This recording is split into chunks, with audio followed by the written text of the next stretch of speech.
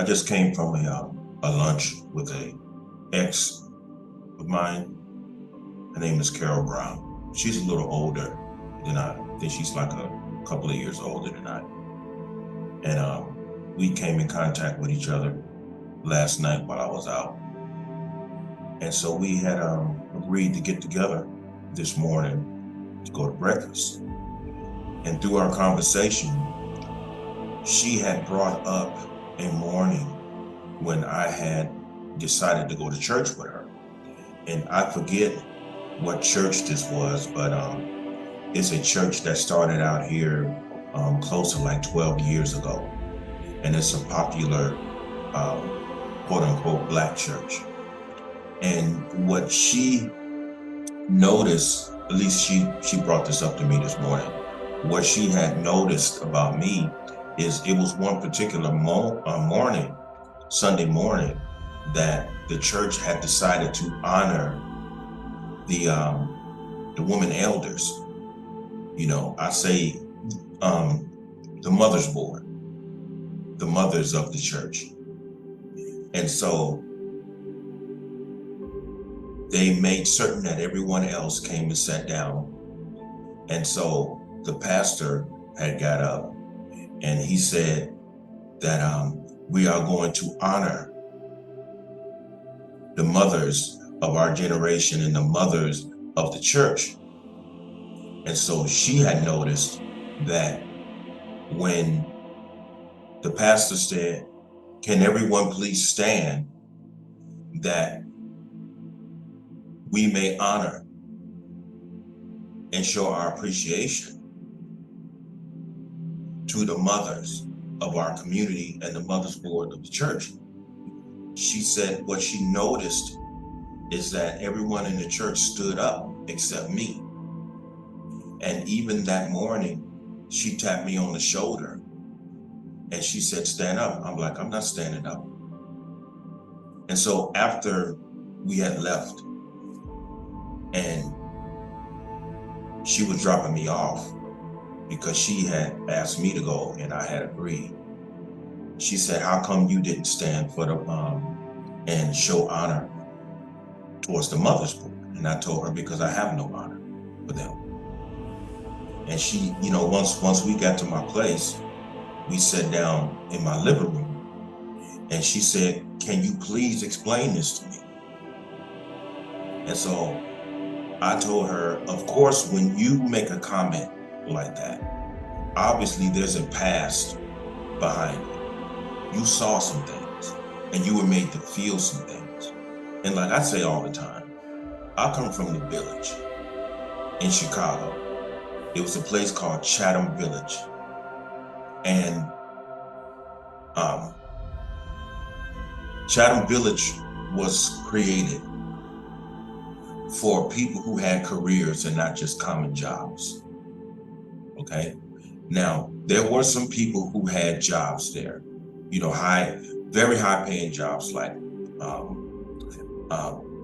sanitarian, you know, sanitary workers, you know, like garbage men, people who worked at the post office, you know, things like that. People who worked within the system. Now, even though there are some people who had career-related people also work in the system.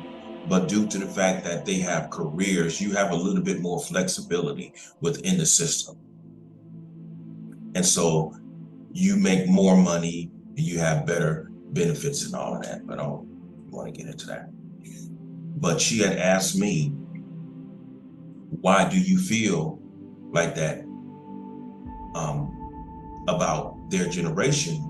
And I opened up and told her that they are the generation that compromised. They are the generation that has these kids feeling and thinking the way that they are thinking now, because they compromised and they gave birth to what they claim to hate, which is the hip hop generation. And I have not heard one of those elders take claim to that charge. And I refuse to pay them honor because I feel as though they failed this generation. They failed this generation, and they don't deserve honor, as far as I'm concerned. Those are the ones who were, after the 60s, after they saw all of our leaders shot down and killed, instead of them coming together, organizing on how they could help make our community more stronger for the youth that was coming from them, they started dancing down the Soul Train line. They got involved in the disco era, where everybody was throwing their hands in the air and shaking them like they just don't give a fuck. So I have no honor for them, because they created a mess. Now, we can say what we want against modern Black women and even modern Black men, but they did not create themselves. I mean, even if you go into the even if you go into the Bible, it says you were born in sin and shaped by the iniquities of the world. So it's basically saying, when you were born into this world, you were pure. You were pure in nature and in spirit. However, some people, before you were pulled from the womb, failed you because they compromised their moral principles and their responsibilities. And because of that, you come into a world and therefore an environment full of the iniquities, and due to the fact that you had some people who were irresponsible and not telling you what you were born into, and by you being an innocent child, you're an innocent mind. Let's just say that. An innocent mind and spirit, you come up in an environment that you perceive as the norm. However, what has shaped the current norm were the immoralities of those who compromised before you came into the world. And so basically, what I'm telling you is that you were not flawed before you came out of your mother's womb. You were contaminated by the world that you were born into. So you are not your flaws. You are not your flaws. By nature, you are not your flaws. Or like the church tells you, you're a sinner even when you're born. Absolutely not. Because you haven't conformed to anything. I heard someone not too long ago say that a whole lot of iniquities and characteristics are passed down to you inside of the womb. I believe that, because as time went on, I made certain that all of the ill characteristics that I saw in my parents, I spent hours of prayer, I spent hours of meditation, and I spent hours and days and months and years of close observation to make certain that I did not embrace and commit those flaws that were passed down in the womb. So what a lot of us are going to have to understand is that you are not your flaws. Everything that you unconsciously submitted to and conformed to of this world is sitting up inside of you.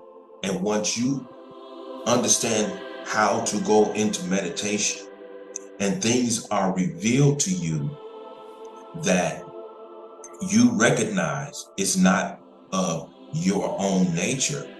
However, these flaws were blindly or unconsciously conformed by the environment in which you were born into, then it's up to you to make the conscious choice to discard those, because those things are not useful. Those things are not you.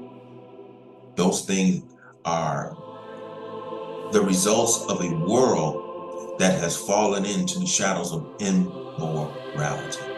And those things are not going to change. This is why the word says, conform not to the things of the world.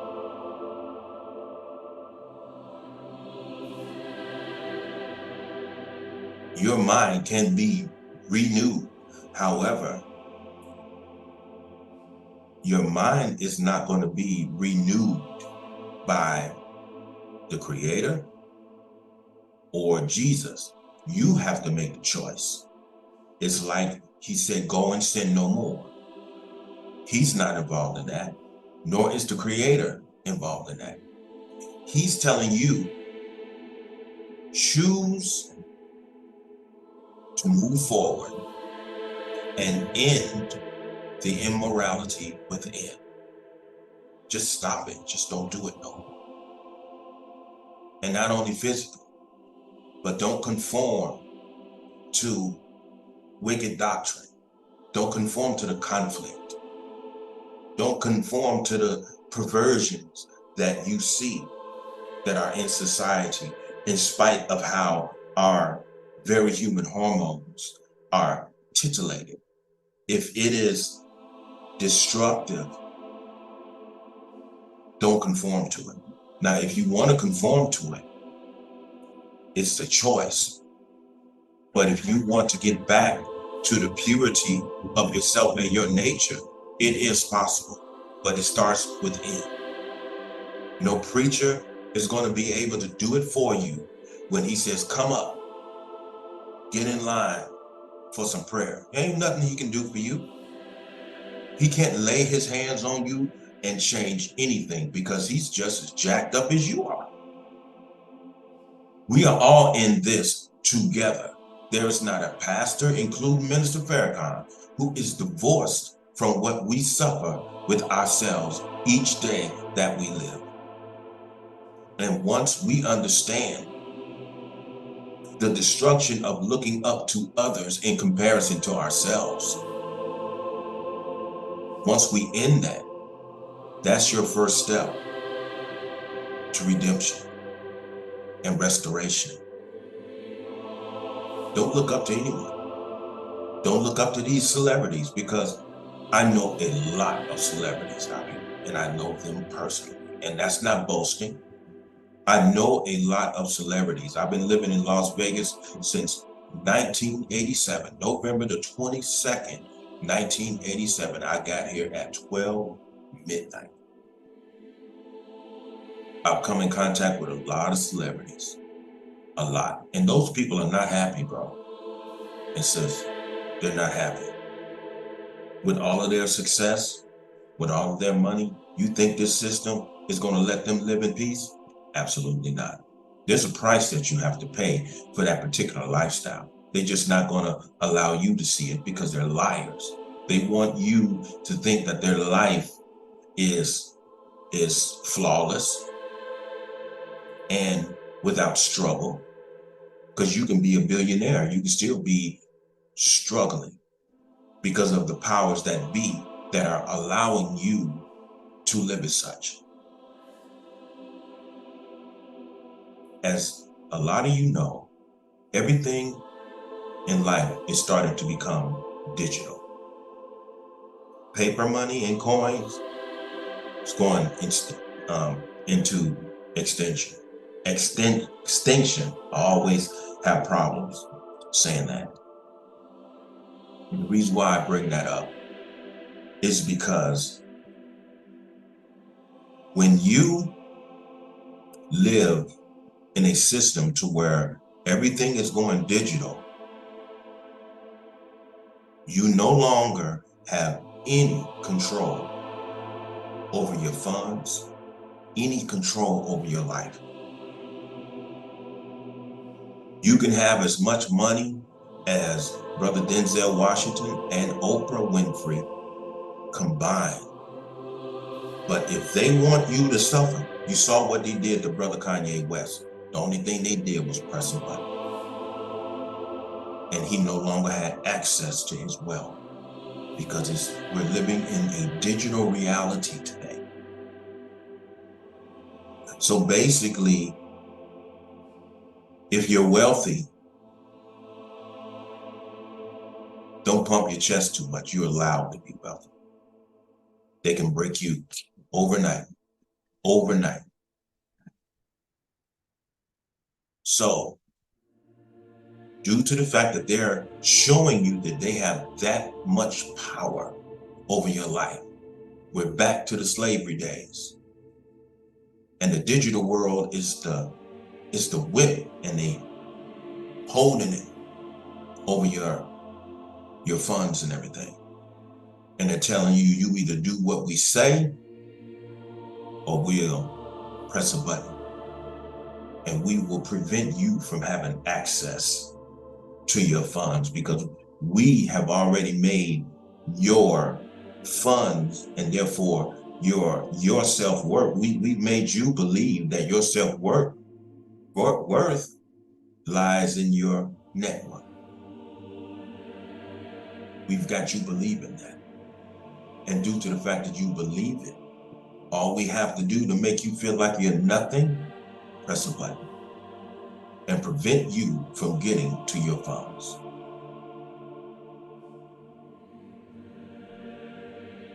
You can't, like brother Floyd Mayweather, have, throwing your money around. Bro, that's going extinct. What are you going to do when this digital world takes over? Because it's coming, brother. With the rise of technology, it's coming. So I bring all of that up is because the world is going into a dark place, and you have to know these things. Our youth their future was compromised by the elders that I mentioned earlier. And now the youth is going into a world, as well as we are, to where everything is becoming digital. So now, not only have we lost control as a community and as human beings, now we're losing control of our money. So what's left?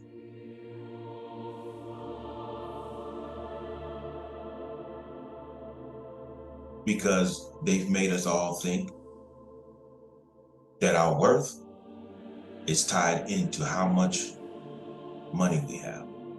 This is the reason why our community is always talking about, you broke. You broke. This high value man thing, simply because of his wealth. That doesn't imply that he's a good man. It only implies that he's financially stable.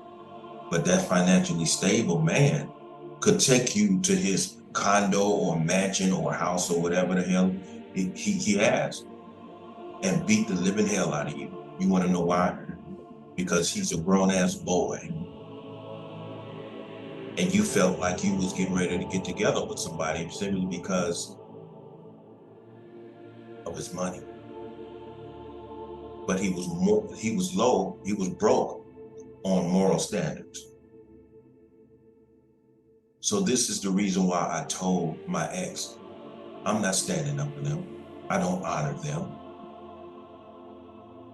Because they had plenty time to get it together. But they was too busy dancing down the Soul Train line, getting involved with this disco era, when everyone that I saw, including my mother, was going to the discos, doing drugs right there at the bar. It was hip to do cocaine. Yeah, man, I'm gonna do me a few lines. I used to hear people boast about destroying themselves. Yeah, man, I'm gonna go down here and do me a few lines, or I'm gonna go home and I'm gonna do me a few lines, and then I'm gonna smoke me a joint, and I'm just gonna chill and go to sleep. Death. That's all that is. It's death. Self-destruction. And coming up in Chicago, I've seen a lot of beautiful brothers and sisters throw their lives away simply because of the trend, the changing of the trends. When I was a little boy, I used to see them going back and forth to school from 8th grade all the way through high school. I saw the innocence. And then when the elders compromised, all of a sudden, Emmett wasn't looking the same. His brother who I grew up with, he wasn't looking the same no more. He looked the kind of shrouded, Skeletor type, because he got strung out on crystal meth and acid. A lot of people that I saw grow up ended up going into darkness and dying. It's a shame. I got back in touch with my big bro, Jerry Johnson out here in Las Vegas. And he gave me the update on a whole lot of people that I was wondering about. And the majority of those people who I asked about have passed away. And if not, they're on their way to passing away because of their habits. It's just a shame. This is a video about the danger of compromising. Now, if we don't want the community to go into darkness with the rest of the world, there are a lot of things that we are going to have to discard here from this culture. Like this simp thing when it comes to our Black men. Brothers, there's nothing wrong with you being yourself. If you were raised up as a gentleman, then you continue to be that gentleman. Black woman, if you was raised up to be a lady, discard all that feminist stuff because you don't need it. You don't need it. You want to know why? Because you're naturally the most feminine women on this planet. Study your history.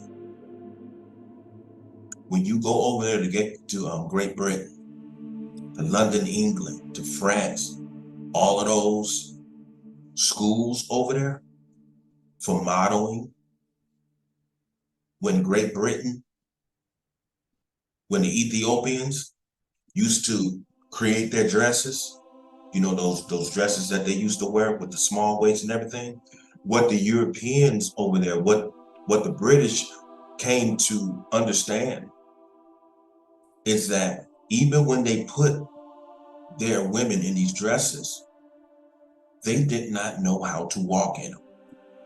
And I'm pretty sure that we still see this day a lot of white women who are dressed in these classy dresses, but they just don't know how to walk. I don't care what a Black woman puts on, she is going to work it.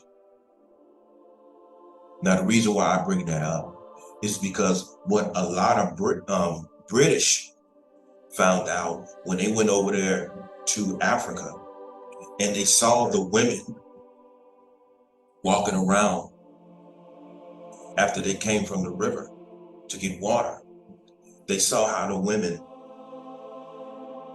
would put the huge bosses on their head, and they saw how elegant the Black women would walk.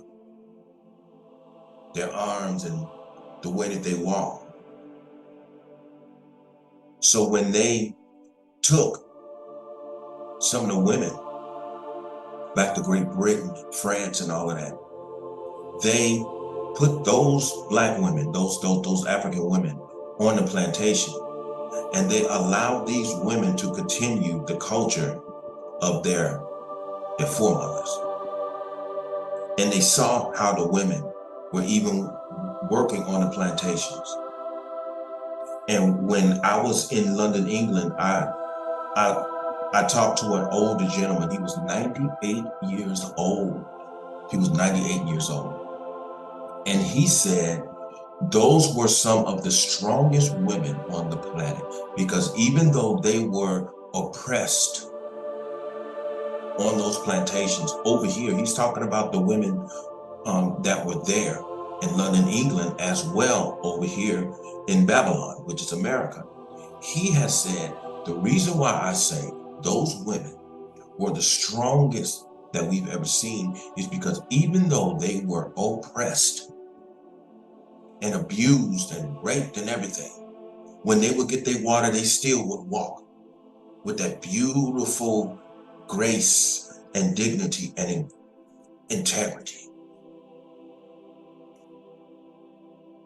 I bring all of that up is because when they noticed that, it was the African women who taught the European woman how to walk upright with grace.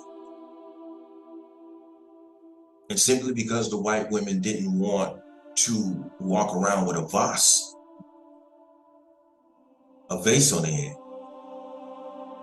the black women told them, put a book on your head and walk like that.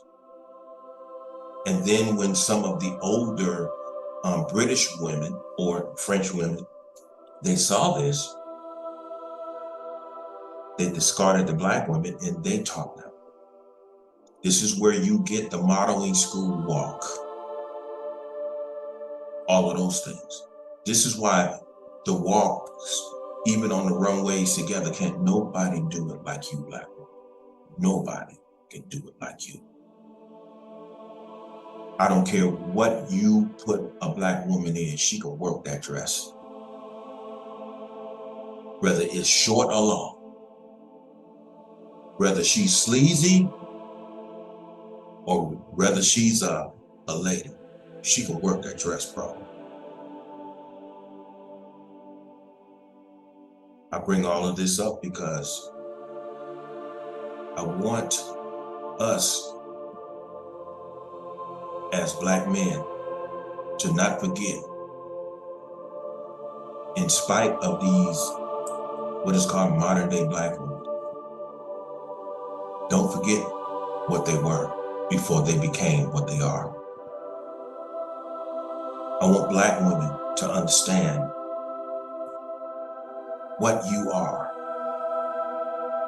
so that you will think back to what you were and then you make a choice. What do you want to be? What do you want to be? Not only to us black men, what do you want to be to your children? What do you want to be to your grandchildren?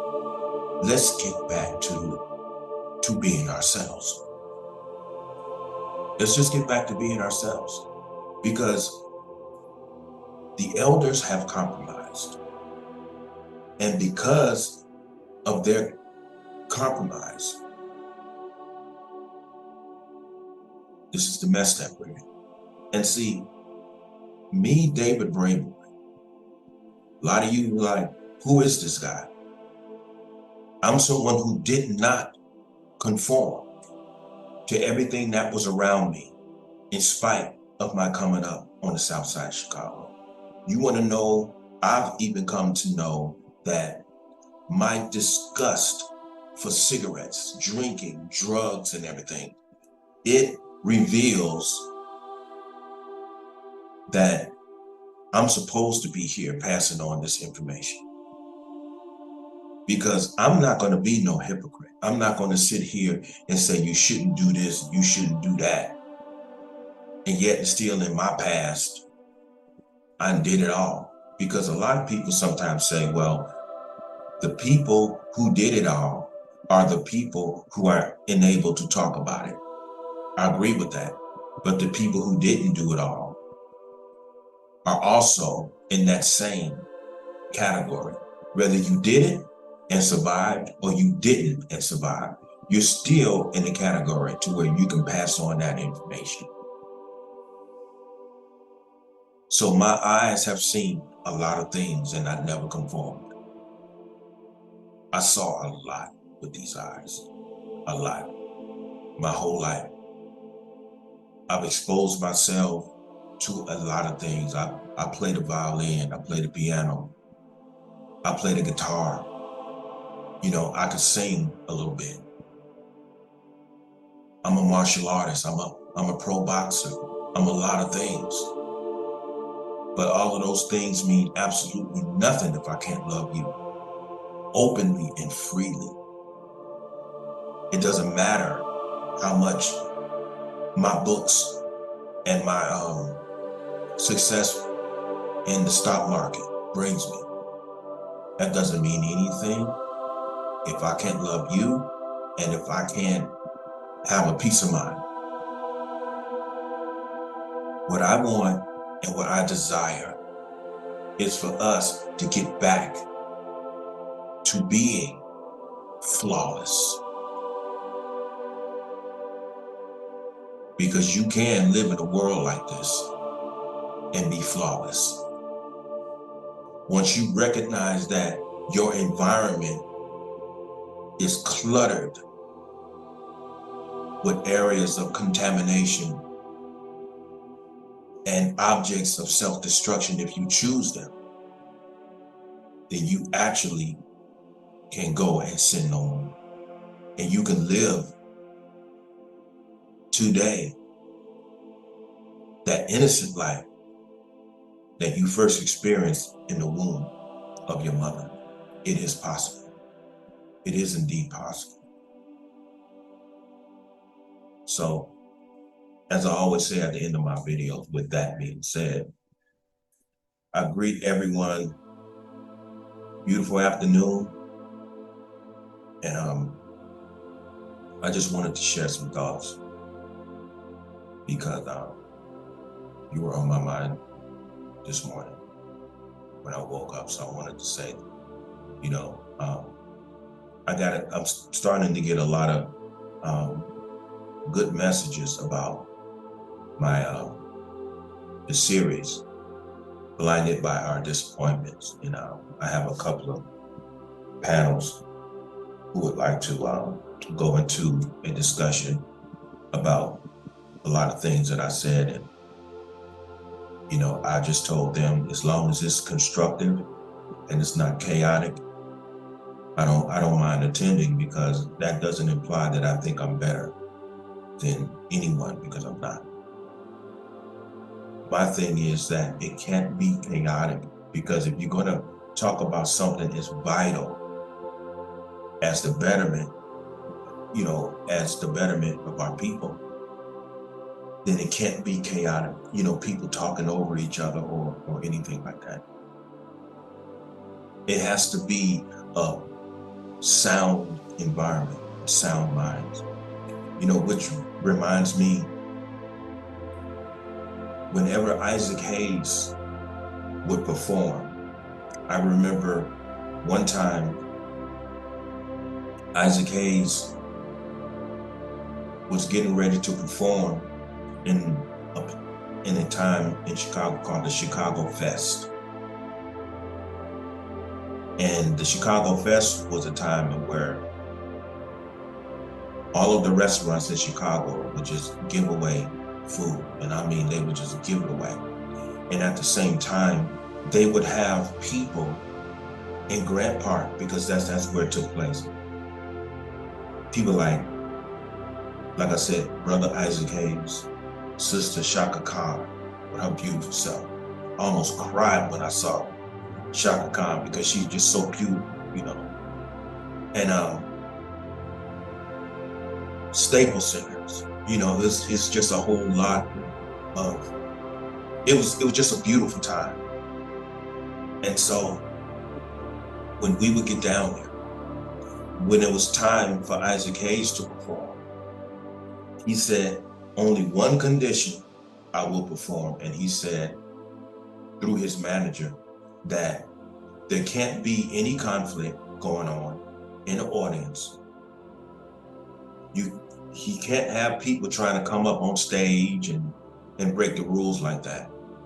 Everything has to be in order and respectable. Unless it is that way, he said that he can't perform. Choice of words. He didn't say that he won't perform. He said he's unable to perform. So he was basically saying that his performance had everything to do with the humility of the the environment. He could give his best performance within an environment that was peaceful. I bring that up because within our community, the conflict has to end. The attack of the women to the brothers to the men, our attack on our youth, saying that this youth is no good. We have to remember this youth today did not create themselves. They are a manifestation of the compromise and the irresponsibility of those before them. So when they were born into a world, the iniquities that was created by those before them conformed them into being what they are this day. So we have to keep that in mind. And so with that being said, I hope everyone have a beautiful afternoon, and thank you for listening. And as I always say, everyone stay human. Peace.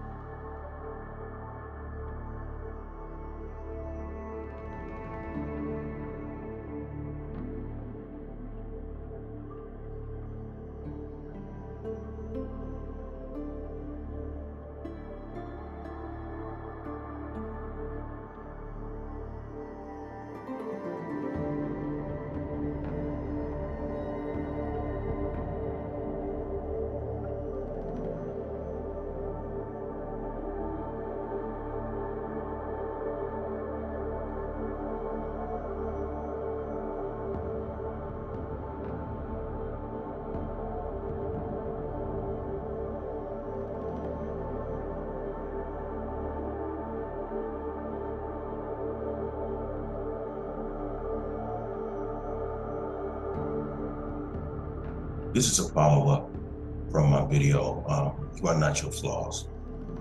I'm just gonna go right into it. Tell you some of the things, some more things that I observed when I was little, when I was a kid. You know, I would say between the ages of 7 and about 14. You know, those were the major years when a whole lot of these things were transpiring, the things that I'm getting ready to go into. Just want you to know that I do have some notes, because there are some points that I really don't want to miss, these certain points. But you know, after the 60s, I had mentioned the irresponsible generation, when they went into spending a whole lot of time in the clubs and everything, you know, on these Soul Train lines, how everybody would go out and buy all of these animated looking clothes when they had other things that they needed to take care of, like feeding their children. And I've talked to enough of the people who used to be involved in that, and they had admitted that a whole lot of the money that they spent trying to be flashy, and you might as well say animated, in other words, this image that they was trying to portray out there, not only on the Soul Train, when everyone wanted to have a whole lot of attention. You know, a lot of people wanted other people to awe at them and point at them, and and you buying all of these clothes and you doing all these ridiculous dances down the Soul Train line, and you wasn't even getting paid for it. You was not even getting paid for it. And so, I was told that someone had listened to one of my earlier videos way back. I believe it was like a couple of years ago. I put it up, and I was talking about the effects of the Black exploitation era. And all of this was transpiring right along at the same time when people were wasting their time, on Soul Train. But this brother had told me, well, it was the Black exploitation era in which saved Hollywood, because Hollywood had ran out of ideas and writers and everything, and Hollywood was in trouble. And so they came up with this Black exploitation idea. And this was ran by, this was cultivated and financed by the Jewish community. And so they said, well, they allowed a whole lot of Black people a chance to get into, acting and all of that. Well, that's fine. You put that on the surface. But after the 60s and after the Black Panther Party, one of the primary reasons why they had started the Black exploitation era is because they did a poll, and they started asking a whole lot of Black people about their current conditions after the Civil Rights movement, and how they felt about all of the Black leaders being assassinated. And they had come to find out that a lot of Black people were still angry about it. And they felt that their Black leaders were just cut off, and they never had a chance to really cultivate to make it a further effect on the Black community to where conditions could be better. But the real reason behind the Black exploitation was, after they did these polls, they understood that Black people were still angry in the current reality of what was going on.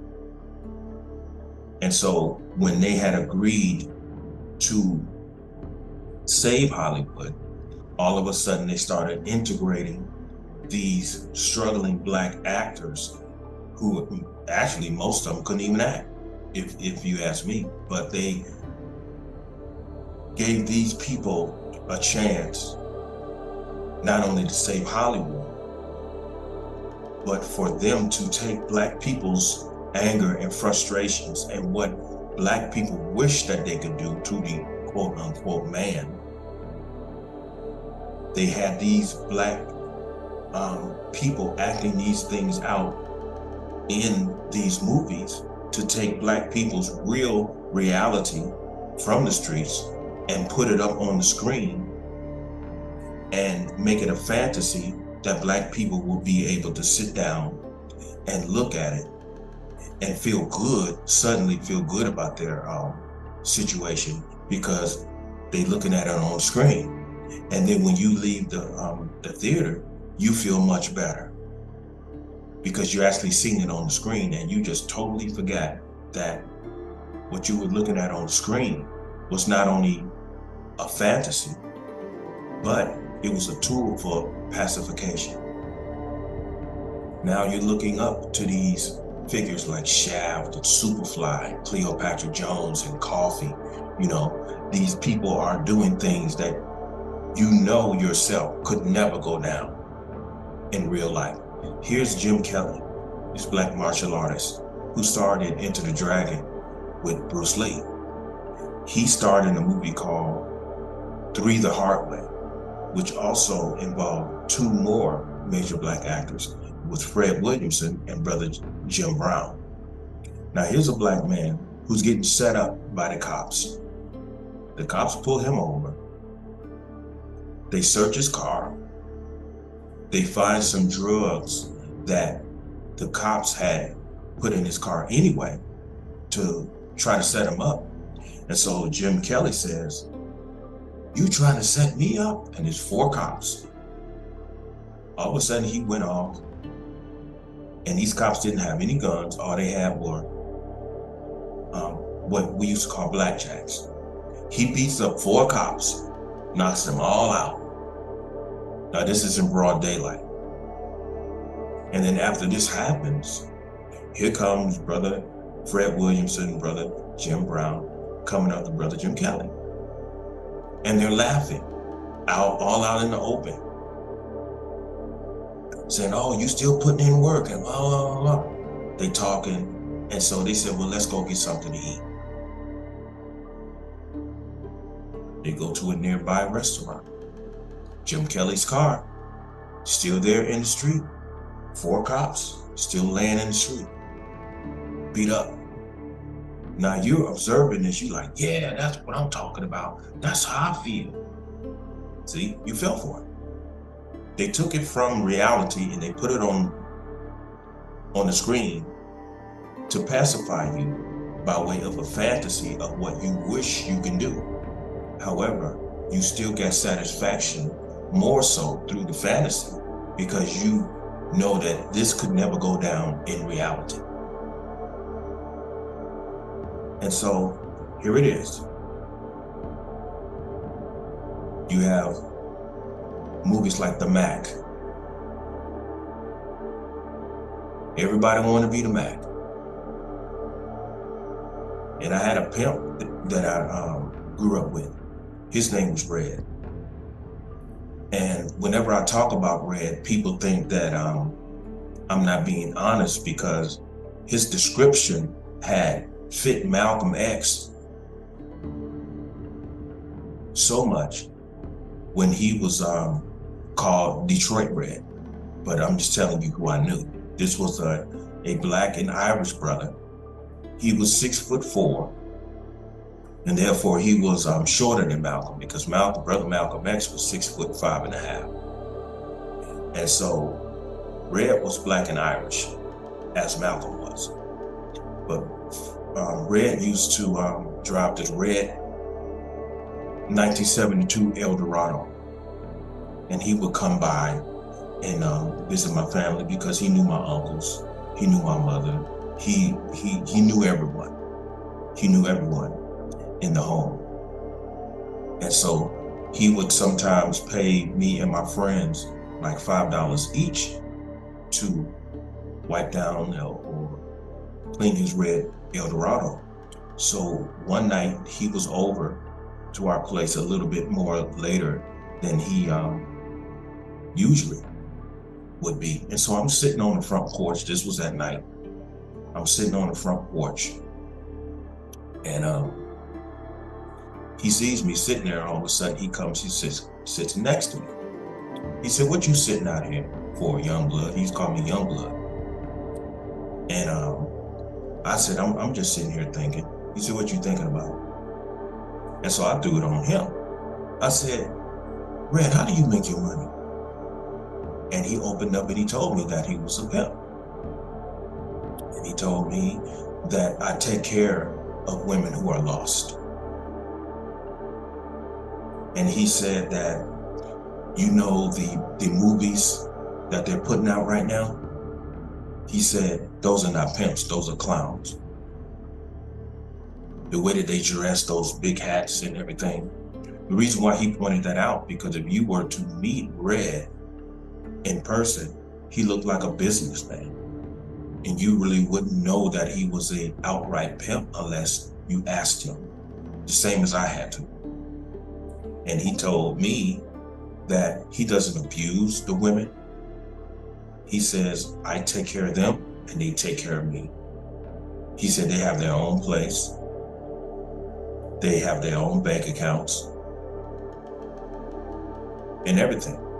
He said, now, we do go to places like the airport and Greyhound, where a whole lot of these women are coming in as runaways, and they're looking for that father figure and therefore someone who's going to take care of them and so-called love them.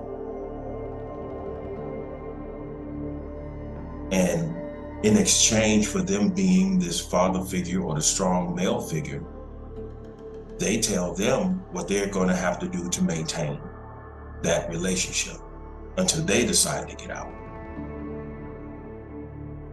And we all know what that is. But to move forward,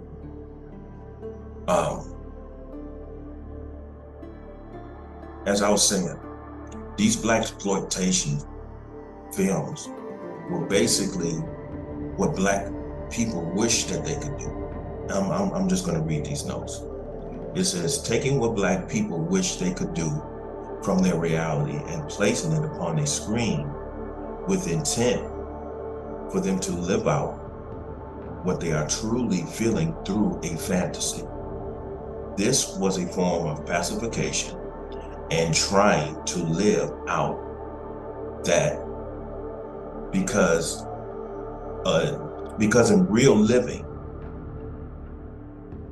and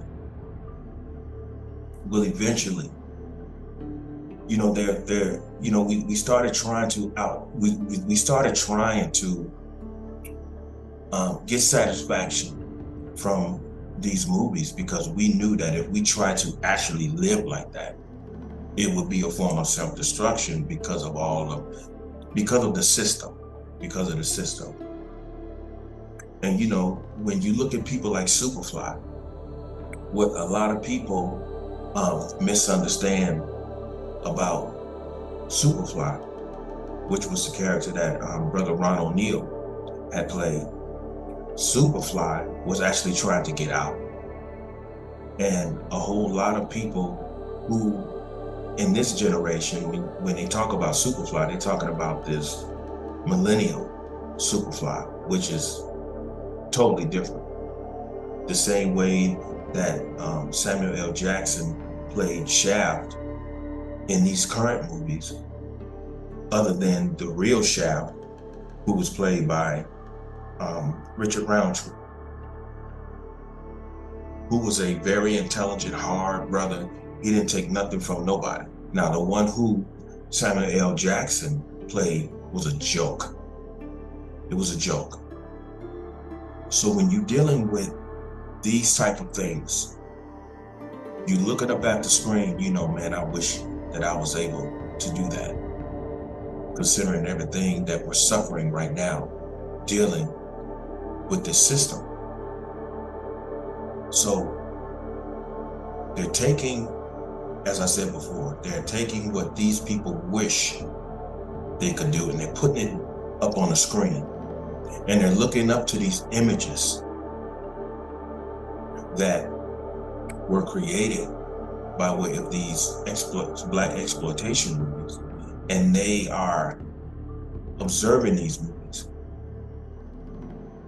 And observing these movies, being able to see what you wish that you could do in real life, it pacifies you and you get a sense of satisfaction out of seeing what you know you can do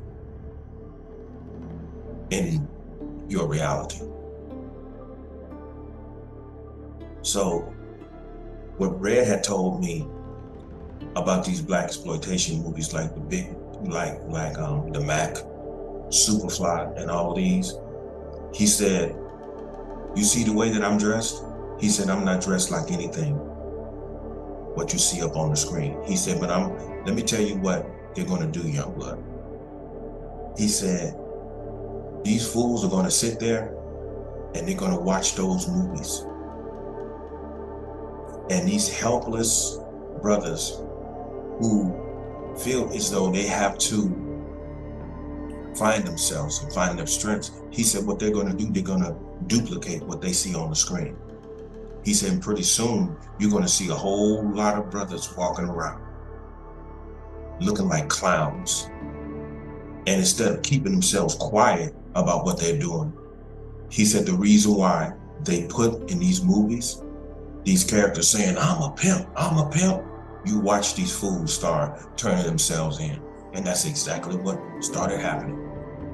The next thing you know, you see these brothers walking around with these bright colored clothes on, these animated looking Eldorados and Cadillacs, beating up their women in public, wearing all these loud clothes. You remember in the Frank Lucas movie when Denzel Washington's character told his brother, "Why you got all this stuff on?" He said, the loudest one in the room is the weakest one in the room. That's why when his wife had bought him that coat, he at first didn't want to wear it. And then when he compromised and he went to that Ali fight, because of the way he was dressed, he stood out among the crowd. See, Red never dressed like that. He never dressed like that. So what happened to Red? See, Red had a lot of information on a whole lot of cops and a whole lot of politicians in the city council, because a whole lot of those guys in city council, a lot of those guys were his customers, and a lot of those men were married. And so once word had got around that Red had became a threat to them, after Red came up missing for about 48 hours, his red Eldorado was parked in an alley on 75th and Blackstone in Chicago. And when they found Red was sitting in his driver's seat, and he had 4 bullets in his chest and 2 bullets in his gun, in his abdomen. And he laid there slumped over in the passenger seat, and he was dead. Now, the way that it looked to a whole lot of people, this wasn't a hit on him in terms of other pimps being jealous of him because of all of the wealth that he had. This was definitely political. It was political. It was either done by the police or the city council or both. See, the mistake that a lot of us make is that we think it's one or the other. But the way that a whole lot of emperors and I'll put it like this, the way that a lot of people, politicians, used to get away with taking down one emperor in whom they felt was a threat to their Roman rule, a lot of people would join a campaign to assassinate that one emperor in whom they said was a threat. And so when they would assassinate him, a lot of people would assassinate him, and everyone would kill him. The reason why everyone would participate in this man's assassination is because that leaves out one person being at fault.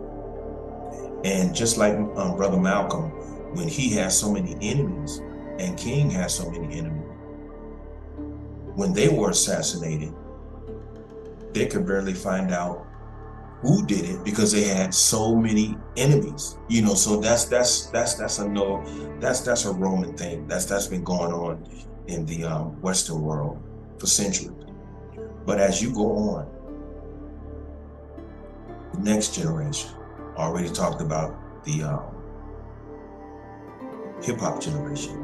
Then, as this whole pimp thing was exploding, and it went into darkness because it wasn't so outwardly done anymore, then a whole lot of those guys either got killed, or they were in prison, or they actually became politicians in Chicago and are in the city council until this day.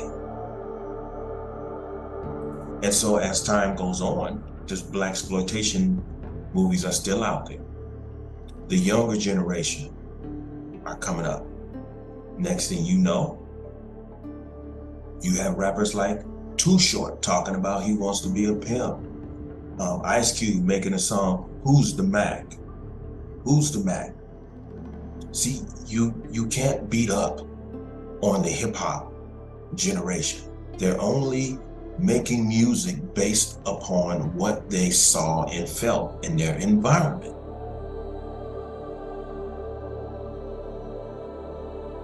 See, the hip hop generation, those young men and women at first were not lost. They were only expressing the environment that they had to grow up in because the parents compromised. And those politicians like Jesse Jackson and all of these people who were still living by way of African, you might as well say they went into exile. Even though they were present, their silence and their chosen to be non-active sent them into an exile because they didn't say or do anything in which would get the attention of the press that this government would think that they are in fact trying to carry on what Medgar Evers, Brother Malcolm, and Brother Dr. King established. So they went into exile by way of their silence and inactivity. And so because of that, here we are with the hip hop generation coming up. The first phase of the hip hop generation, those beautiful brothers like Public Enemy, who were and still is my favorite hip hop group, because they tried to continue to pull from everything that all of the Black leaders had established, because it was all in their music. It was all in their music. But as we all know, as time went on, the hip hop generation went into a state of darkness and which took the world into a dark place in terms of our community.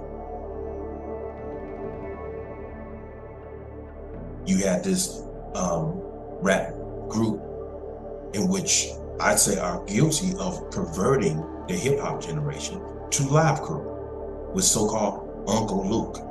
And then the next thing you know, you see these Black women exploiting themselves and all of that. But we saw a sign of that by way of a rap group in which came out of Oakland. It was called 357. So that was a sign of what was coming. And then the next thing you know, you've got Two Live Crew.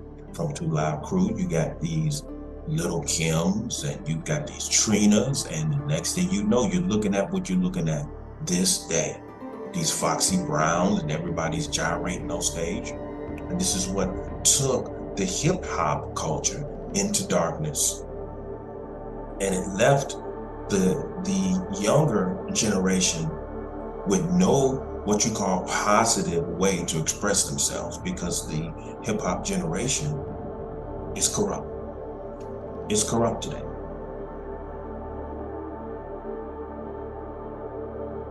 So, but we're still talking about people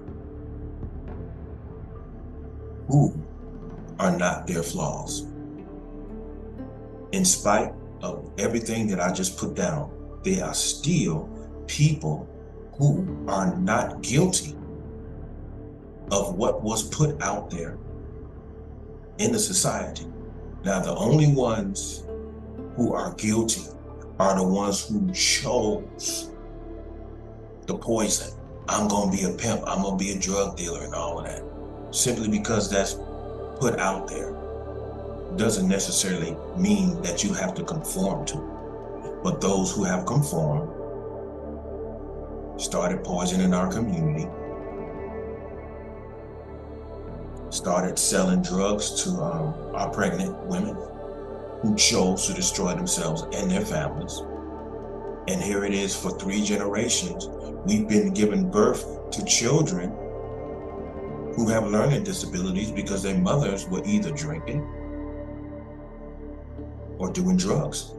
And so now we give birth to another generation of kids who have learning disabilities, and therefore the intelligence level has been affected and therefore lowered because of the effects of alcohol and drugs. And so as each generation keeps repeating that same cycle, the intelligence level of the community is going to consistently decline. And this is what we're looking at today. So they took what Black people wanted to do and they put it on the screen because they knew this is what Black people wish they could do. And so when they put it on the screen, Black people ran to it and they paid our money. We paid our money and we looked at these images because they were just images. Things that they knew you wish you could do to them. And then you're looking at these images and you're saying, I wish that I was like that. You see the whole mind trick? And then you coming out of the theater. I stood outside the theater. I've been observant all of my life. I stood outside the theaters. And I used to listen to the conversations that the brothers would have together. And sometimes Black women would get right in the conversations. And you would hear those brothers from that point on standing in front of the United Artists Theater or the Chicago Theater, in which contained these movies. From that very point, they made up their minds that they were going to give up on themselves and become pimps and drug dealers. Because these movies made them think that they could live happily ever after as such. There's a part in the movie Superfly to where you had common Black people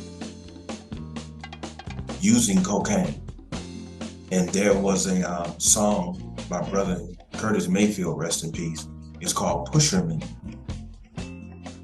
And the lyrics were, I'm your mother, I'm your daddy, I'm that nigga in the alley. I'm your doctor in need, have some coke, have some weed. You know me, you know him. Your main boy, thick and thin. I'm your pusher man.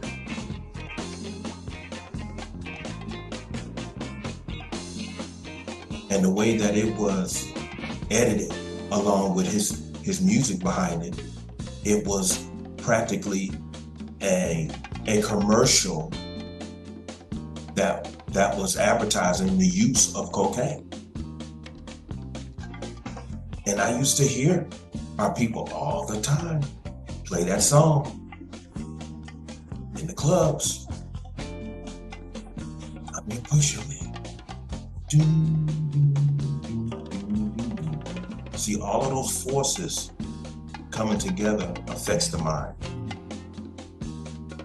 And it cultivates a self-destructive intention. And once you get yourself involved in, you're in a well.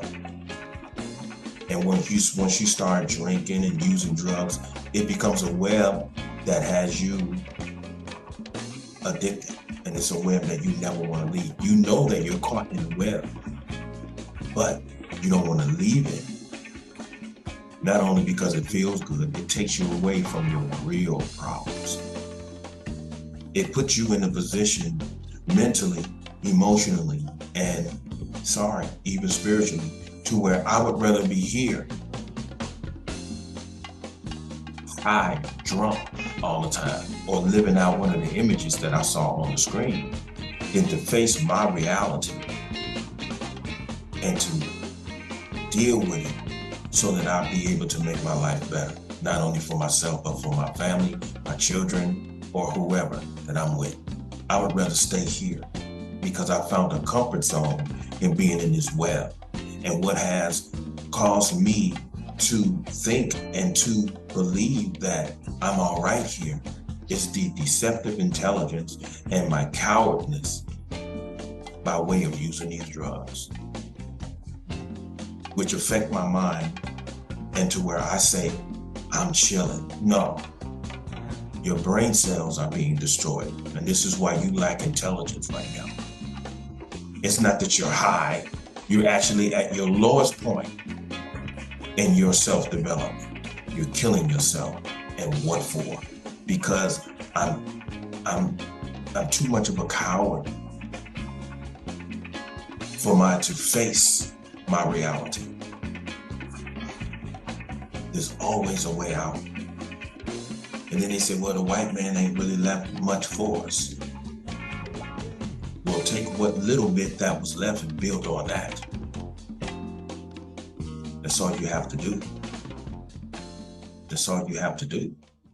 So I've seen a lot, I've listened to a lot of conversations. I've seen a lot of beautiful brothers and sisters who were in the village after the elders had started passing on. They were not able to deal with the reality. After the elders had made such a beautiful community, some of the elders messed up and didn't push a whole lot of people who were coming of age to start getting jobs, to start being productive, because that's how my family was. I saw my uncles go into their late 20s. 3 uncles. My oldest at the time, I believe, my Uncle Carlos, I think that he was almost 30 years old, and they were still sharing the same bedroom down in the basement. My Uncle Carlos, Keith, and Kevin. The same bedroom all of their lives. So that when my great-grandmother passed on, due to the fact that regardless if everyone lived in the same house or not, we really wasn't prepared for life. Because a whole lot of us didn't. We wasn't taught to be productive. The only one that I know who made himself understand that he had to get his life together was my Uncle Derek, who owns a huge construction company right now. He tried to get into the police department at first, and then obviously he didn't want it, or it didn't work out for him, and so he opened up his own construction company, and he's been well ever since then. Now, this day, my uncles are productive and they're living their own lives, but it took the death of my great-grandmother for that to transpire.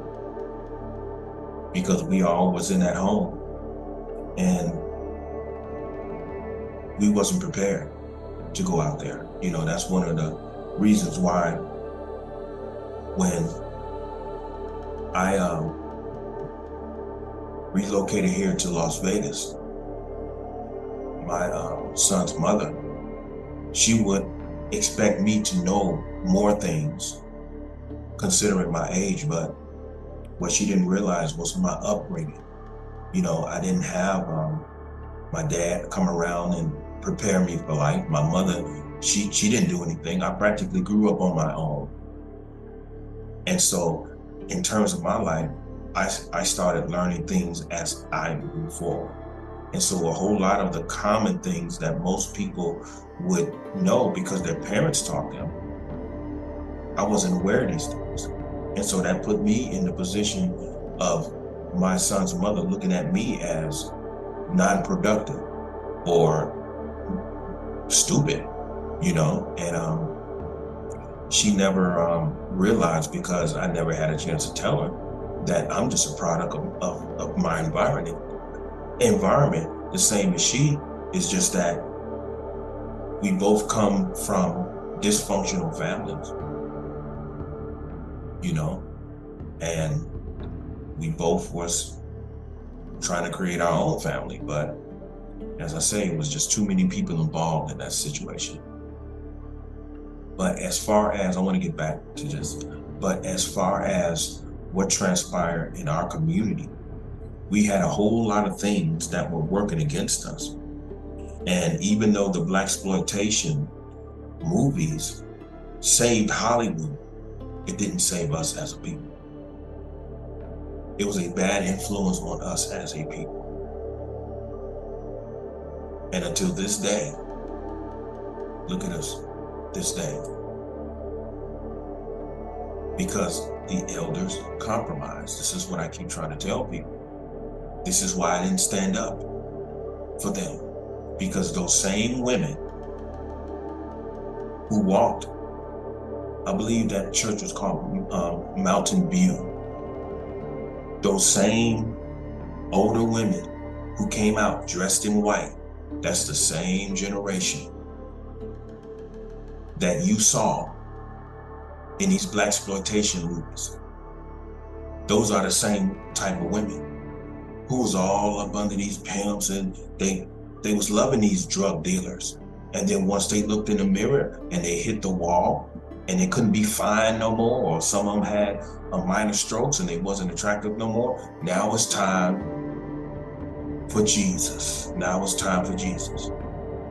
Because I done got old and raggedy, you know, so now it's time for Jesus. It's a shame. But look at the youth that you helped create. Look at Tupac. Smart,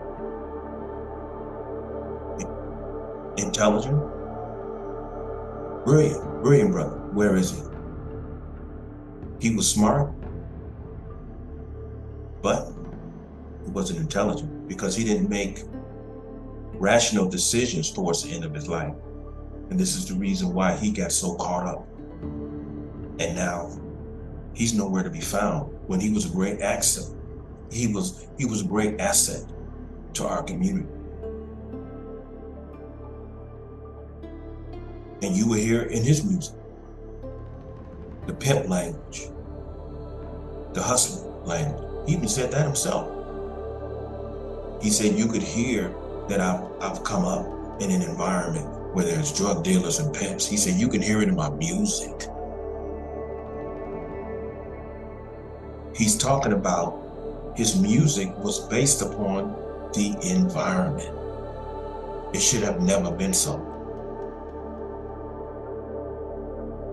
So we must do better. We must do better. Because we're still able to see this same type of climate in our community. We're still able to see it. So we have a whole lot of work to do. And no matter where you are in this, you might as well say struggle, do your best to make an impact on our youth, a good impact on our youth. And understand that our youth are looking at us, they're looking at us. And we don't want to keep creating these hostile and immoral environments for our youth to continue to observe. Because the next thing you know, there are gonna be more generations of people corrupted. As I said before, the level of intelligence goes down each generation, and therefore each generation goes into further darkness. So we have to stop. We have to stop this cycle from happening. With that being said, I greet everyone a good night. And as I said before, let's choose to do better for ourselves. All right? Everyone have a good night. Stay human. Peace.